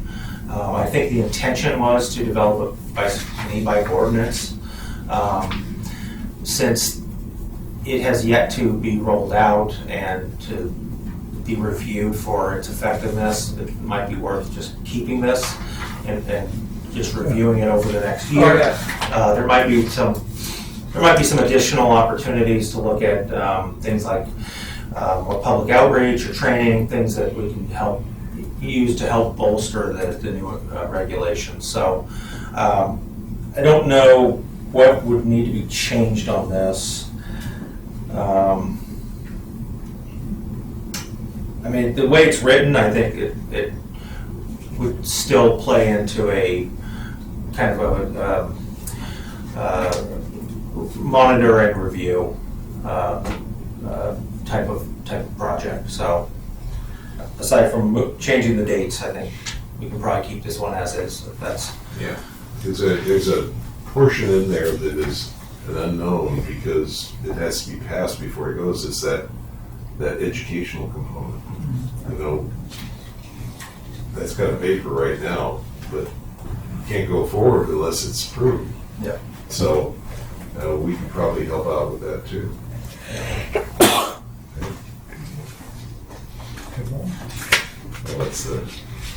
You have to pass the course before you get the ticket book signed off. Well, no. Well, that's how I had written it, but that's not how I read it, and I was so focused on the passenger stuff. I'm sorry. I was so focused on correcting the passenger stuff that I didn't really.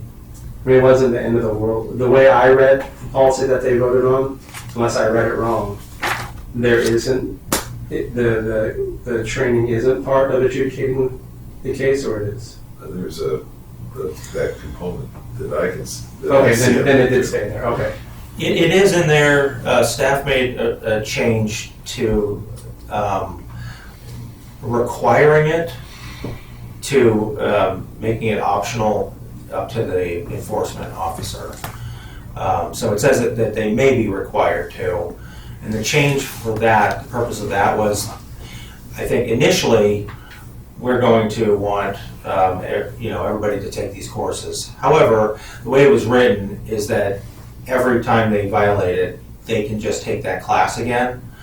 And so there might be a point in time where we're dealing with a repeat offender and they no longer get the option of taking that class to adjudicate it. Oh. That we want to actually put some punitive measures. Yeah, so I guess it was a misunderstanding of what we had submitted. It wasn't meant to be in lieu of a fine. It was meant regardless of age, you have to pay a fine and attend a traffic course for the bicycle, or for the e-bikes. But what about the second time? Yeah, Keep go going. back. Obviously, they didn't learn.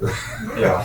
Right? Well, so that's- it is punitive. It's And supposed to be. that's up to the adjudicating Yeah. officer to say, Yeah. you go back I mean, again. how many times are you going to stick? No, but the way it's written, it's in lieu of a fine, right? Is the school's in lieu of a fine? I thought that's how I read it. Like you go to school, that adjudicates it, but then subsequent ones can be a fine. But it doesn't sound like it's required at the front end. You know, it should hurt when you stick your finger in the light socket. Or get run over by anybody. Yeah. Okay.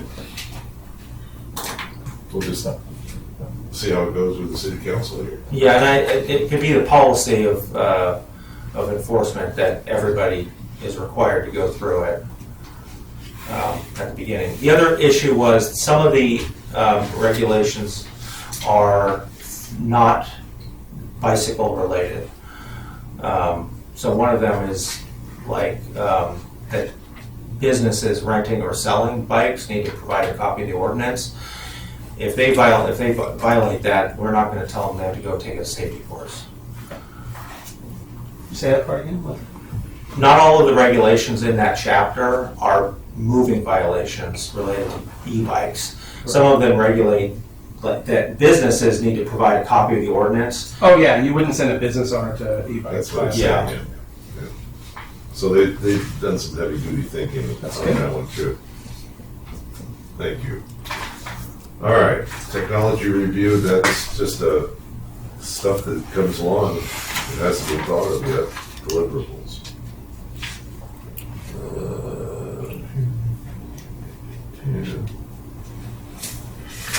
Okay. That's any changes on the deliverable that you can see on the technology? Oh, technology. Yeah.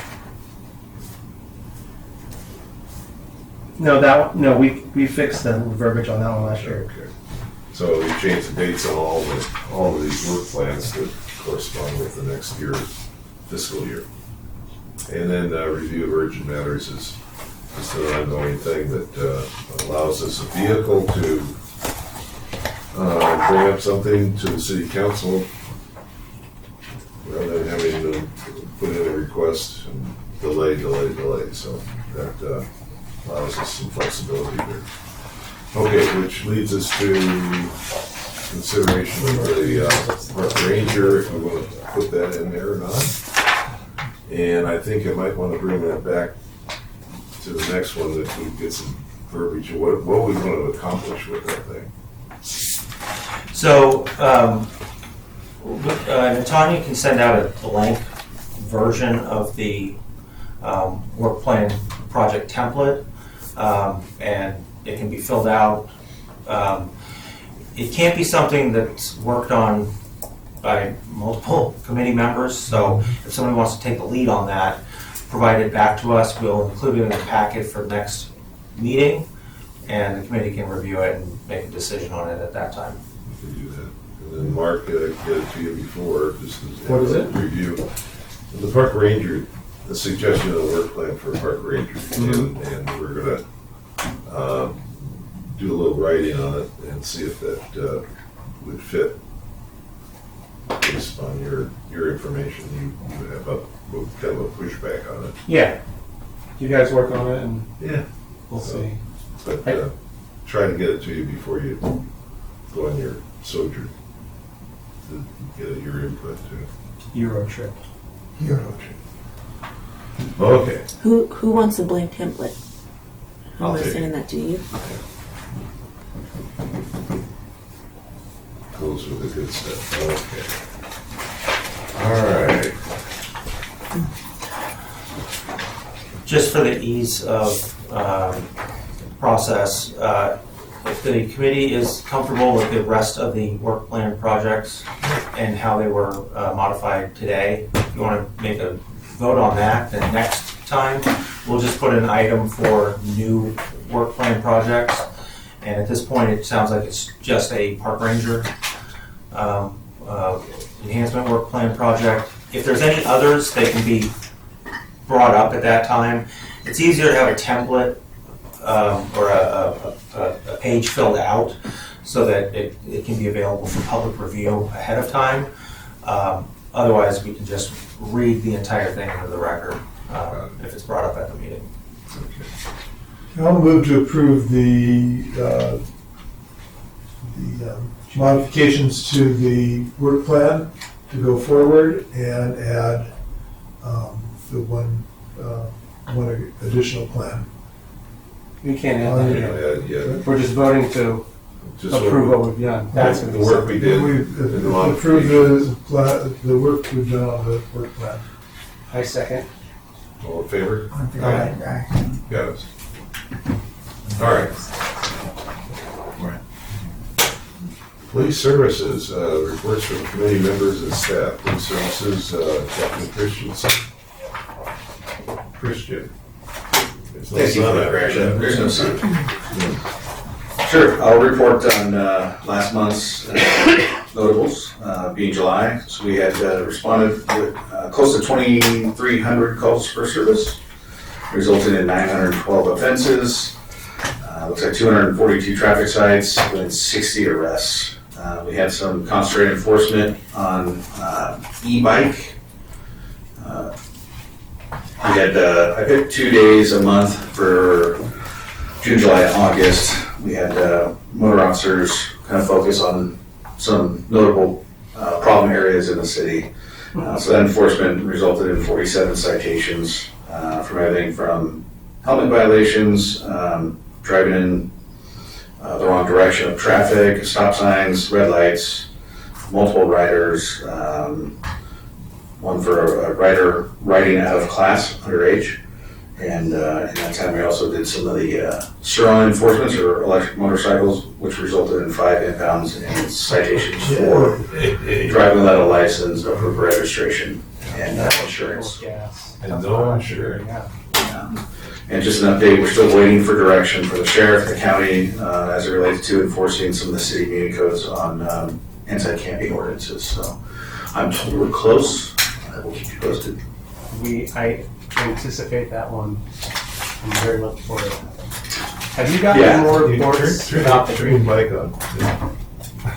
Have you guys been getting a lot of reports with aggressive, for lack of a better term, aggressive homelessness in the green belt on Pico along, Walmart and pavilions and all that? I saw that in social media. That's Yeah. probably where you saw it. But I've seen that. I personally have seen that guy. He's just never approached me. Yeah, I don't know if we've had any reports. I couldn't speak to any reports about it, but I did see that in social media as well.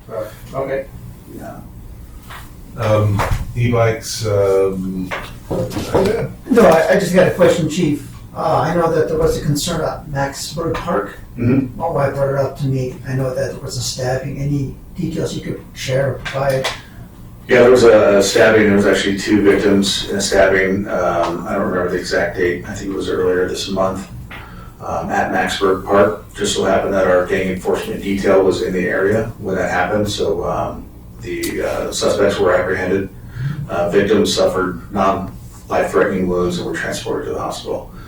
So since that time, I've had communications with our gang enforcement detail for more suppression time down in that area, as well as asking patrol units to patrol check more, get out of the vehicles, make contacts in the park to transport some of that activity. Awesome, thank you. Mhm. you know, that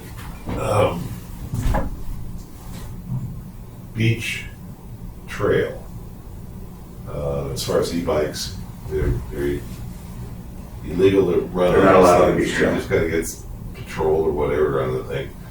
So, I got an email from a citizen who claims his son was run down by a couple of guys on e-bikes and he ended up with a gash in his arm and stuff, so. I invited him to come to the meeting, but he was not able to, but, the resources we have are so limited that occasionally sometimes we gotta get out there and do some of that. And we are, yeah, we have beach-specific patrols out there, and we also have e-bike, deputies on e-bikes that go out and do enforce. Again, it's not necessarily the vehicle itself, but the bad behavior that's going along with the vehicle. Exactly, yeah. Good. Chief Malott, you being the one that's closest to all that, do you see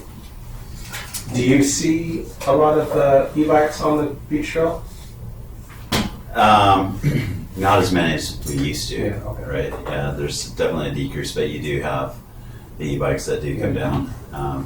Just for clarification, they're not allowed on the beach trail or the beach. Correct. Yeah. Okay, thanks. Yeah. Thank you. Well, another good job you guys are doing, keeping us safe. Always something to do. Yeah. Job security. All right, Chief Malott. No, How about Shane? Shane. All right. Thank you, tried to skip me. Oh, I didn't see you sitting here. Yes, I'm hard to Not see. that lucky. It's perfect. Let's see, for MilCFA, it's been a big, busy fire season so far throughout the state. We've had a lot of resources for the last couple of months up in Northern California. A good amount of strike teams, overhead, people on incident management teams. So it's been a very busy start in Northern California. It's starting to slow down a little bit, so we're getting our people back, which is good. Our helicopters have been really busy. I'm working a bunch of fires in LA area, a couple of smaller starts, Riverside, a couple of those. Also down in Camp Pendleton, we've had crews. You guys have probably seen some columns of smoke coming out of Pendleton over the last couple of months. We've had probably 3 or 4 times that we've sent down engines and our helicopters to assist down there in that mutual threat zone. We respond, there's a designated area where it starts to threaten Orange County, and so when that happens, we send a whole response, and they do. So we've been busy out there, and it's been good. The brush around here still seems pretty moist, actually, believe it or not. So these fires burn, and they hit the thicker stuff, and they slow down. But it's definitely drying out quick. So with the busy start in Northern California, we're thinking we'll probably get, in the next month or 2 down here if we get some winds. We might have some pretty decent fires down here. So definitely ramping up for that and getting ready for that, but happy to get all of our crews back. We did take delivery, I think I mentioned it last time, and we just had a press conference. We put our 2 Firehawks in service about, I guess it was a week ago. So those helicopters are now both in service for firefighting, which is awesome. Like I mentioned before, they went from our old helicopters, the 412s, could only drop about 300 gallons at most. These will drop 1,000 gallons of water per drop, so it tripled our work capacity. So we have both of those in service pretty much every day for firefighting right now, which is really good. They're still doing all the training for the rescue side of it, as far as hoisting paramedics and stuff. So we're still using the other helicopter for that. But I'm guessing by September they'll be in service for all mission sets, which would be really good. So I think maybe you've seen them flying around. I was actually at the beach a couple of days ago, and it buzzed over our heads because they're out training at times. So they're beautiful helicopters, and there'll be hopefully some opportunity for you guys to get to see those. So I'm excited for that coming into fire season too. So other than that, no major incidents within the city in this last month or so, which is a really good thing. Plenty of calls, but nothing too major, which is always a good thing. So yeah. Other than that, we're just cruising along. Any Well, Yeah, I tried to leave you a message the other day. I don't know if you got it or not, but we are looking at what we can do to get CERT programs started here and get people, trained up in the neighborhoods. And I know when LA City Fire put on the CERT program. Do you folks do that? We don't. We assist with it. Adam might know a little bit more about how we do the CERT program. So it was covered under the emergency management coordinator position in the past. 2 or 3 years ago, when that position ended, and we contracted with Jacob Green Associates, they took that oversight of that program over, which is there's a CERT team here, but they coordinate with Dana Point and San Juan. that Jacob Green and Associates, their staff continues to coordinate that effort. So we do have CERT, but it's handled by Jacob Green and Associates. It will eventually come back in-house when we have an emergency management coordinator. And are we growing that program at all, or is it just static? I think the numbers are consistent with what they have been in the past. I want to say there's somewhere between 30 and 40 members of it, but they are. I think they're gearing up right now for their like fall training for to onboard new CERT members. So it is active. It is active because CERT members are so critical. I know in LA when we have an earthquake, you see all those little green hats out there, taking care of people. So yeah. In fact, And on that CERT path, when they do their trainings, usually we tie in and assist with the training. We just don't run the CERT programs like some of the cities might do in their cities. So I appreciate that. I had a conversation with Susie Fitch, who's the coordinator, the volunteer coordinator for the CERT this week. And they are planning next month of having their next training, 6 weekends type thing. And they had a loss at the beginning of this calendar year, breaking of all their supplies and things. And so they're trying to get that back together too. Yeah, and the public works staff is working on getting replacement of that stolen equipment. Yeah, creates the world.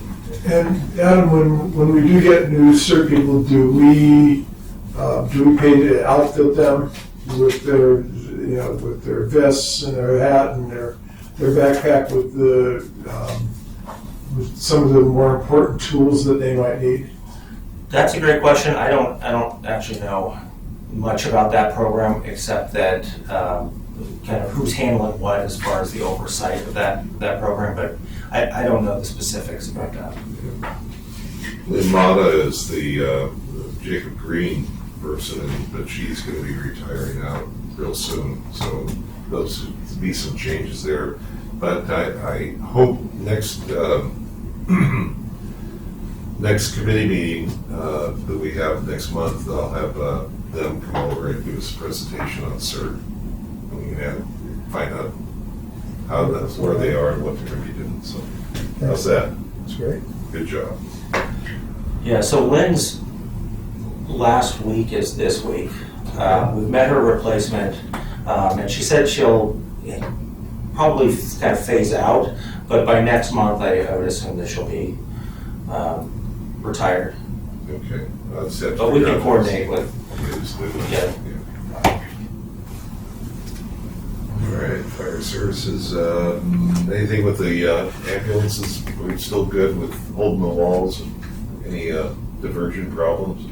not that I really heard of lately. I think for the most, I actually haven't been tracking it as much, but usually I find out when there's a big problem. Yeah. So I haven't heard of any big problems, so no news is good news on that. Ambulances are still doing well in the city.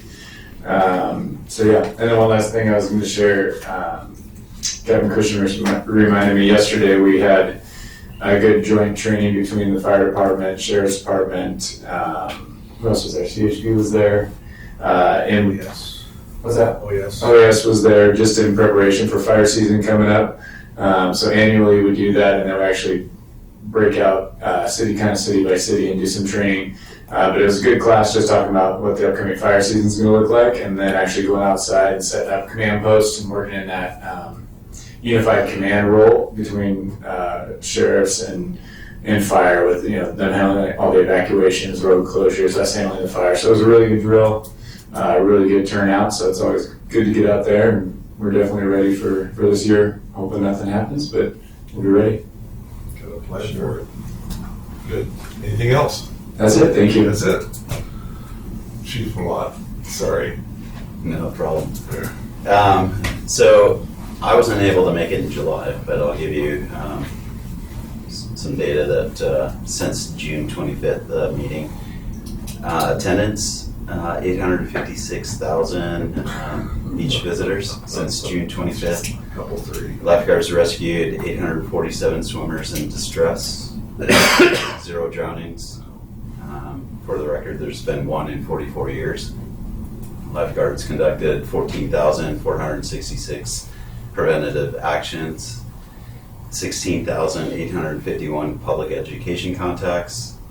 There was 783 medical incidents where we had 25 ALS calls, 12,046 law enforcement contacts with 11 of CSD requests for assistance, 12 encampments reported, 26 missing persons reunited with their family members, 1 missing swimmer that was reunited, 2 Ponga landings, 51 stingray incidents. The last shark sighting was August 13th. July 4th, stat-wise, was a busy day. Luckily, the surf came up the next day, and the day after was 4 to 6.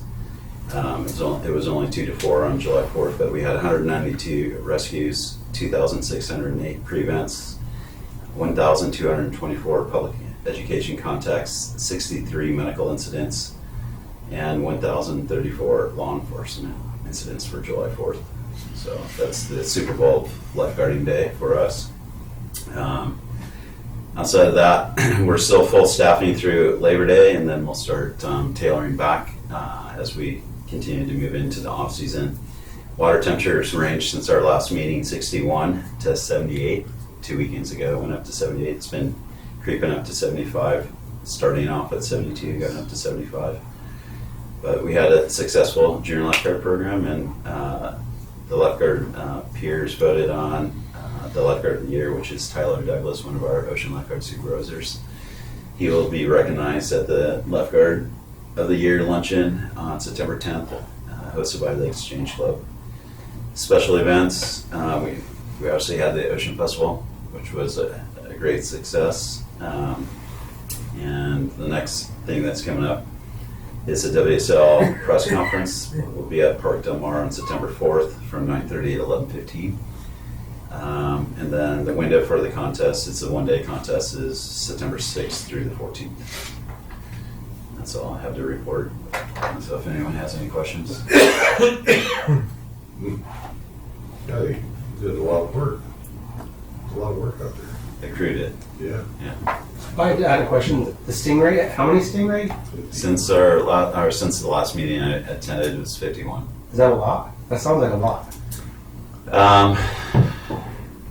It is a bit of an uptick, but it's not like Seal Beach. They'll get 50 or 100 in a day. Oh. Ooh. And do you guys, weird question, do you guys, sorry, do you guys track, like, if people get bit by, I don't know if bite's the right word, stung by jellyfish and stuff? No, we don't track that. Okay, I mean, is that I mean, I've never seen it here, I'm just kind of curious. It does. There's been a few. Because you guys get medical calls to those, right, usually? Oh, 100%. Yeah. All right.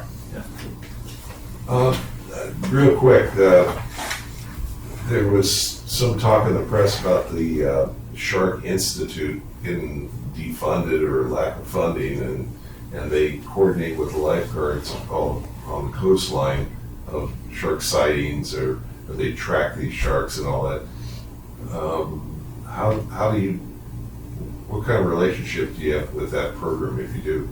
We work closely with it's Chris Lowe, Dr. Lowe. He's the white shark expert with Shark Labs out of Cal State Long Beach. Okay. Yeah. So the funding for tags and the buoys that they have out there that can monitor the ones that have been tagged.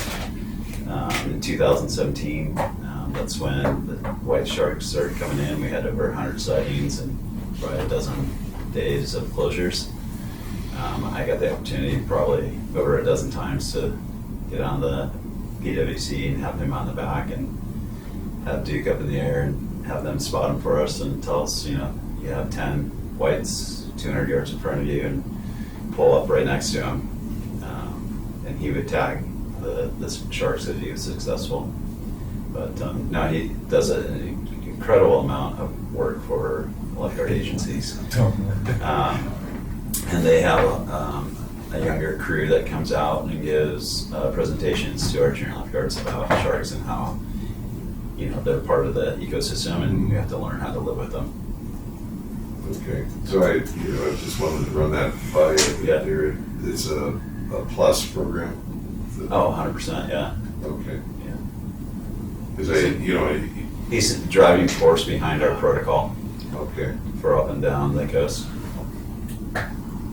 Isn't it Mr. Shark? Okay, great. Sharknado. Sure. I don't have anything with the chair that I haven't spoken to already, so that first I've met Seth in person. Thank you for volunteering yours. We're gonna miss you, Mark, next month. Darn. I can't reciprocate the feeling considering where I'm going to be going and doing, but I appreciate it. Got I was gonna say it's a one-way street. it. Oh, No, nothing against you personally. I'm just going to be having a lot of fun. okay. Well, I'm gonna open with you as far as committee member comment. Nothing. Thank you guys. You're all doing a great job. I think we got through the summer pretty safely. And I apologize. What was the fatal? I don't remember hearing about that. You guys had a fatal? Yeah, it was a single vehicle into a tree on Navigate to Talaya Oh, months ago. months ago. Oh, okay. Tree. I remember that one. Okay. Mike? Just want to thank the staff and our public safety partners for everything you do for us. Thanks a lot. Seth? Yeah, I just want to thank everybody. I definitely think that our goal is just more to keep our city safe, and thank you, and continue to do the good job that you guys do. Yeah, it's obvious because the home values are going up in the town. They're not going down, so this is the place to live. Yeah. If you can afford it. So, city staff. So you have provided a couple updates throughout the meeting on emergency management things. I mentioned the local hazard mitigation plan. There will be something on the city's website soliciting for public feedback on that, and then we've got a couple pop-up events where they're going to be set up with a booth and elicit some additional public engagement. Just an FYI, staff had taken at the last city council meeting an ordinance related to updating our San Clemente Municipal Code on camping and the storage of personal belongings in public. So that will go back for a second reading at the next meeting, and that's all that I can think of at this moment. Great. Tanya? No. All right. Well, thank you very much for your endorsement on the chair. Appreciate it from the committee members. We appreciate it. It's all that sucking up. I'd say get off on that. All right. Move to adjourn to the next regular meeting of the Public Safety Committee, scheduled to take place Tuesday, September 24th, 3 p.m. at the City Hall Council Chambers, Council City Chambers. So, any second? Second? Okay, all in favor? Aye. We're adjourned. Thank you. Made it. I meant to bring this back. Are you That's something I think. Later. Yep.